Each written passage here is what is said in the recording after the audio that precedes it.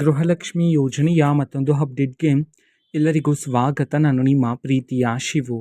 ಇವತ್ತಿನ ಒಂದು ವಿಡಿಯೋದಲ್ಲಿ ಗೃಹಲಕ್ಷ್ಮಿ ಯೋಜನೆಯ 31ನೇ ಕಂತಿನ ಹಣಕ್ಕೆ ಸಂಬಂಧಪಟ್ಟಂತೆ ಈಗ ಒಂದು ಭರ್ಜರಿ ಗುಡ್ ನ್ಯೂಸ್ ಆದರೆ ಬಂದಿದೆ. ಸೊ ಬನ್ನಿ ಇದರ ಬಗ್ಗೆ ಮಾಹಿತಿಯನ್ನು ಈ ವಿಡಿಯೋದಲ್ಲಿ ನಾನು ನಿಮಗೆ ತಿಳಿಸ್ಕೊಡ್ತಿದ್ದೀನಿ.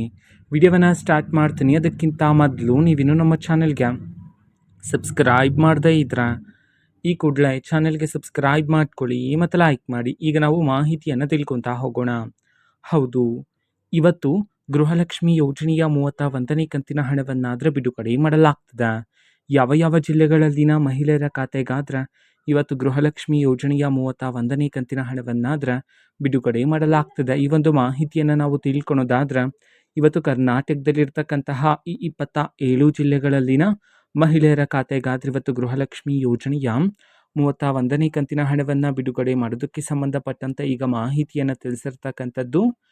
ಈಗ ನಾವು ಆ 27 ಜಿಲ್ಲೆಗಳ ಹೆಸರನ್ನು ತಿಳ್ಕೊತಾ ಹೋಗೋಣ.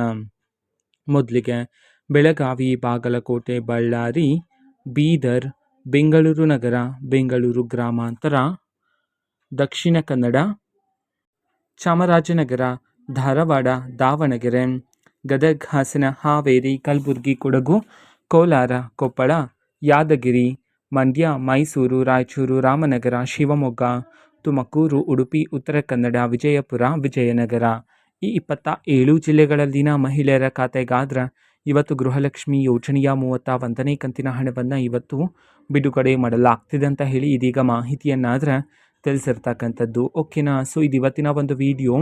ಇದೇ ರೀತಿ ಇನ್ನು ಹಲವಾರು ಯೋಜನೆಗಳಿಗೆ ಸಂಬಂಧಪಟ್ಟಂತೆ ಮಾಹಿತಿ ಬಂದ ನಂತರ ಆದಷ್ಟು ಬೇಗ ನಾನು ನಿಮಗೆ ಇನ್ಫಾರ್ಮೇಷನನ್ನು ತಿಳಿಸ್ತೇನೆ.